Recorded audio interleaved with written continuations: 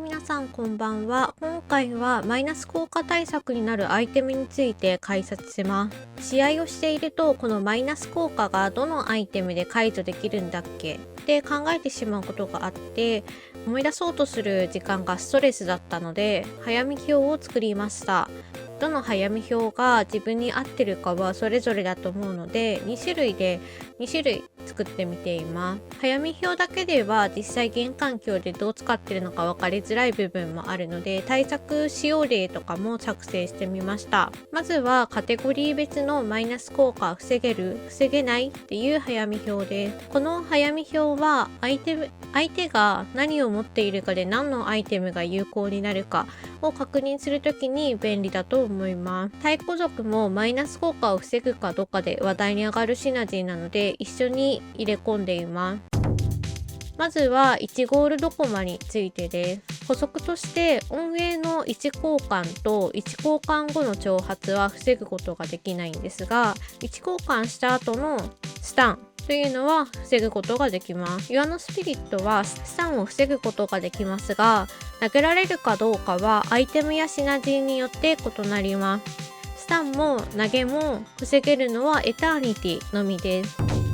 次が2ゴールドコマです。赤眼のハンターの星3のみが対象ですが、赤眼のハンターは星に応じて山嵐のステータスが変わります。星3の山嵐には挑発がついていますが太鼓族でしか防げません。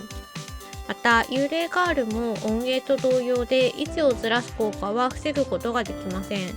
ずらされた後のスタンは防ぐことができます。ソウルイーターは特殊です。ソウルイーターのスキルはエターニティ持ちを対象にしてもエターニティは発動することができないので、ソウルイーターのスキルはエターニティの発動条件になっていないということがわかります。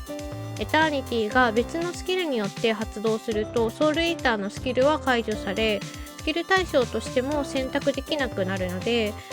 図にまとめています。次が3ゴールドコマです。太鼓族の項目はあくまでコマの太鼓支配者のスキル範囲空間拘束のことを指しています。太鼓シナジーの通常攻撃による空間拘束というのはシナジーの項目で確認してください。またライトドラゴンのマイナス効果は虚弱とスタンがあります。エクソシズムアーマーはどちらの効果も防げますが太鼓族とエターニティが防げるのはスタンのみとなっています。次が4ゴールドコマです。4ゴールドコマの熊のドルイドに関しては召喚される獣のドルイドが拘束することを指しています。サンチェイサーシャーマンの位置ずらしやエイヤの番人の引き寄せは防ぐことができませんが、その後のマイナス効果は防ぐ対象になっています。次が5ゴールドコマです。浅井抜き出しのスキルで出てくるラバデーモンですが、この召喚物は固定ダメージとスタンを与えています。エターニティのみラバデーモンが発生させる固定ダメージは浅井抜き出し自体のスキルダメージという扱いにならないので防げません。ただしスタンは防ぐことができます。エターニティはスキルダメージはコマ限定、マイナス効果はコマが発生源とは限らず防ぐ対象となるというのが基本解釈になります。ただしコマやアイテムによって例外もありますので注意してください。先生術師のスキルは相手の盤面に出ているシナジーのコマ数によって発動するスキルが変わります。ライトニングボルトはどのアイテムでも太鼓でも防ぐことができません。太鼓族シナジーは先生術師のスキルのマイナス効果を防ぐことはできますが、太鼓族シナジーに対して発動する電磁気パルスだけは防げません。つまり太鼓族シナジーは先生術師のライトニングボルト、電磁気パルスは防げず、それ以外を防げるということになります。古から続く仕様ですが、デストロイヤーと闇のスピリットのスキルは貫通するためエターニティでは防ぐことができません。またカーンの位置ずらしもシナジーやアイテムで防ぐことができないものです。エターニティの挙動だけ特殊になります。エターニティは慈悲ペンダントの対象になった時、エターニティがすでに発動しているか、または武装解除中に発動した時に解除することができます。次にシナジーです。本にから出すことができる盤面中央に出てくる本トーテムの挑発のような効果というのは防ぐことができません。これは公式の文書とかでも SNS で発表されていたと思います。また明治級の凍結はエターニティのスキルダメージを無効化するという効果で、そもそも魔法ダメージが入らなくなるので凍結はしません。ただしエターニティが防げるのは駒のスキルダメージのみになるので、アイテムの効果で発生する魔法ダメージに反応した凍結は無効化できないので凍結しています。次はここまでの情報を逆引きでアイテム別にまとめた表になっています。相手がどのアイテムを持っているかで自分が相手にかけているデバフが有効か確認するときに便利かなと思います。最近よく見る負け筋になりがちな駒やアイテム、シナジーに丸をつけてみたので、アイテムがわからなくてよく負けている方とかはよかったら参考にしてみてください。まずは SR アイテムのシークレットシルバーアーマーです。シークレットシルバーアーマーは HP と MP にバフがあり、音影と指向性を持つスキル効果、アイテム効果をブロックしてくれます。鎧にいろいろ種類があって覚えづらかったのですが、今の仕様だと駒のスキルはグリムコンボができる指向性スキル持ちの駒と音影対策ができる駒があと防げるって思うと覚えやすかったので、もしよければ同じように覚えてみるといいかもしれないです。SSR のアイテムでも同じ駒のスキルが防げることが多いんですが、唯一終焉の審判者の終焉の呪い、沈黙スキルだけは他のアイテムでも防げないので、使用構成によっては終焉対策の近道はそれぞれありますが、対抗構成以外で終焉の呪いで負けてしまっている場合はシークレットシルバーアーマーを取りに行った方がいい場合もあるので覚えておくといいかなと思います。次がエターニティです。今は現環境で一番よく使われているアーマーかなと思います。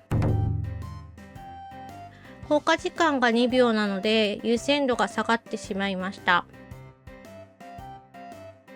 次に現環境で注目しておきたい対策早見表です。そもそもアイテムやシナジーでまず対策しないというものもあるので、結構よく出てくるもので重要なものは赤、アイテムよりも先に盤面とか使用駒を変えるべきかなと思うものは灰色にしました。まずは帝王ペンギンの鎌です。エースを星3、5G を星2にする場合は、周りにペンギンの鎌を持っている人がいないか確認する余裕があれば、確認してから重ねるのがおすすめです。忙しい場合や体力がギリギリの場合は、盤面強化優先して大丈夫です。売却額が一番高くなる駒をドルイドですぐ準備できそうな構成であれば、熊のドルイドとか、あとは引けた場合はカーンを重ねていき、売却額が一番高くなる駒がエース以外になるように調整するのも手です。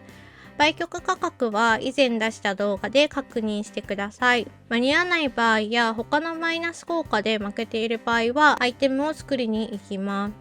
次はモーニングスターです。スタンをしてくる厄介なアイテムです。以前はエクソシズムアーマーを使って対策している人も多かったと思うんですが、今エクソシズムアーマーの効果時間が短くなった影響で天橋の盾で対策することが増えてきました。次が秘術の鎖です。この秘術の鎖はアイテムでも防げるアイテムですが、まずは売却額が一番高い駒の周りにたくさん駒を配置するのをやめるところから対策を始めた方が勝ちやすくなっていきます。次がストームガイドです。これもアイテムでは防げるんですが、左右に分けて配置してスキルが弱い方側を駒数を多くします。慈悲ペンダントは序中盤であれば攻撃力が高い駒を作って構成に入れ込んだりとか、攻撃力がアップするアイテムで調整することもできるんですが、物理エースが作れて終盤になっていくにつれてマニアを持たせたくなったり、いろんな攻撃力アップ系のアイテムを持たせたりで、結局一番攻撃力が高くなるのはエースになるので、アイテムで対策することが多いと思います。エターニティティは特殊な挙動なので、相手のスキルのタイミングによっては防げていない場合もあります。終焉の審判者ですが、結構スキル系のエースを使っていると終盤に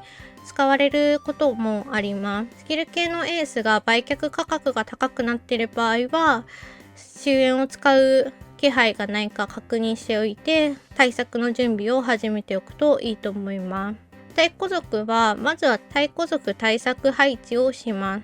基本的に分割で配置をして、自陣全体に太鼓支配者のスキルが入らないように配置工夫をしておくといいと思います。ハーフオークは密集しているところに突進してくるシナジーです。構成の中であまり役割を持たない駒をまとめて置いておきましょう。相手がハーフオークを使っていることを見落としてしまっている人も多いと思うので、相手のシナジーもしっかりチェックしておくといいと思います。次が明治級です。マイナス効果無効化アイテムがあれば勝てるという構成ではないので、まずは明示対策を行って受ける魔法ダメージを下げていくことが大事だと思います。シナジーであればマリーン、アイテムであれば深淵オーブ、まだ残ってたらトメンマントなどです。セークリッドランサーがいる卓ではエースにすることも検討してもいいと思います。また、エターニティで初手の凍結を防ぐことができるので、明治級環境ではエターニティが人気ですが、明治級で使用される駒はアイテムの効果で魔法ダメージを出すアイテムを使っていることが多いので、結局凍結していることは多いんですが、作った方がエターニティは作った方がいいと思います。太鼓族シナジーを発動させることで凍結はしなくなるんですが、そもそも範囲火力魔法ダメージが太鼓に刺さるので、明治級の対策に太鼓はおすすめできないです。スピリットについては攻撃力があんまり高くなくて手数で押し切っている構成の場合はスピリットが刺さりやすいんですが、